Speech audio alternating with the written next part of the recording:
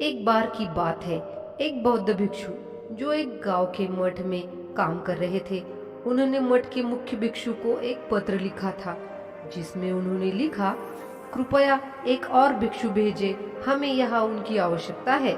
मुख्य भिक्षु ने अपने सभी शिष्यों को बुलाया और उनके सामने उस पत्र को पढ़ा।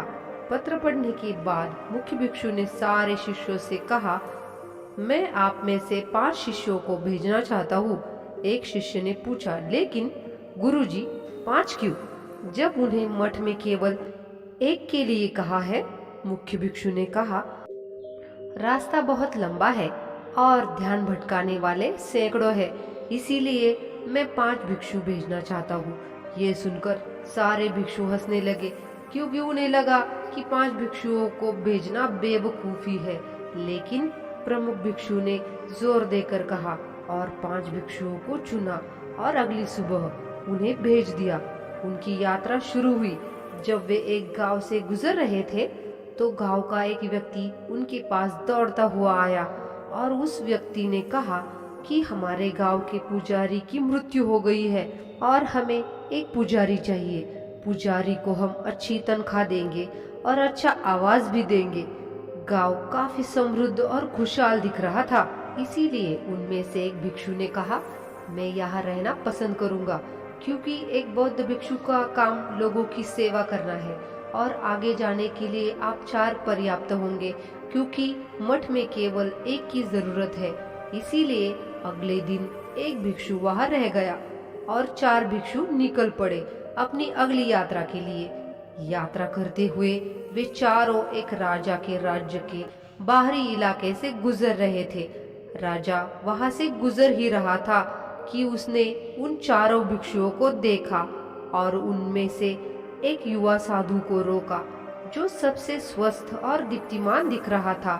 राजा ने उससे कहा, मैं अपनी बेटी की शादी के लिए एक युवक ढूंढ रहा हूँ।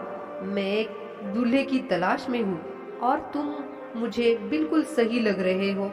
क्या तुम मेरी बेटी से शादी करने के लिए तैयार हो? मेरी केवल एक ही बेटी है और शादी के बाद मेरा पूरा राज्य उसके पति का हो जाएगा, यानी कि तुम्हारा होगा। उस युवा भिक्षु को बसने का यह अच्छा मौका मिला। उस युवा भिक्षु ने राजा के अनुरोध का स्वीकार किया और अपने दोस्तों को अलविदा कहा और राजा के साथ चला गया। अब 3 भिक्षु रह गए थे।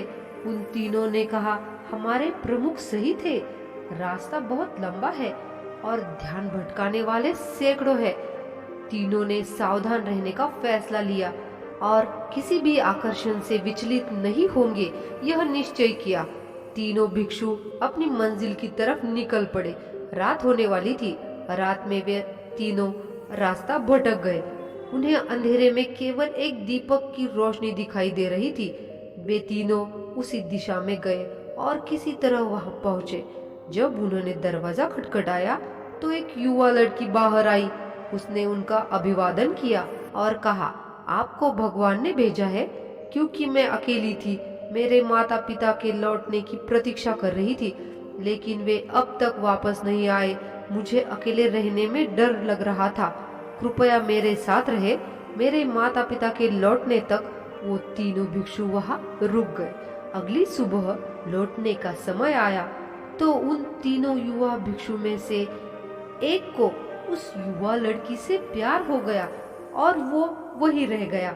उसने कहा, जब तक इस युवा लड़की के माता पिता वापस नहीं आते, उनके आने तक मैं यही रहूंगा। अन्य 2 ने उसे समझाने की बहुत कोशिश की, लेकिन उसने 2 भिक्षुओं की कोई भी बात सुनने से इनकार कर दिया।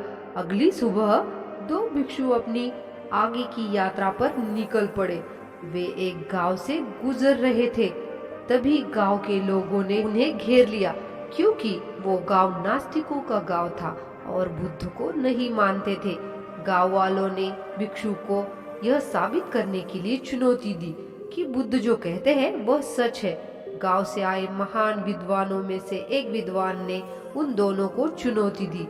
उन 2 भिक्षु में से एक ने चुनौती स्वीकार कर ली।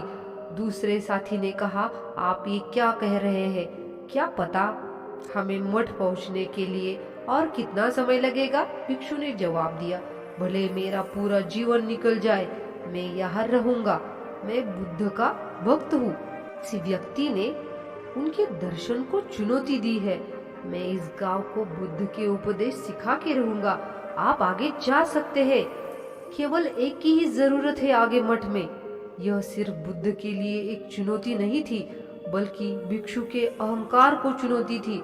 इसीलिए वो वहां रह गया और अंत में केवल एक ही भिक्षु अपनी मंजिल तक पहुंचने में सक्षम था।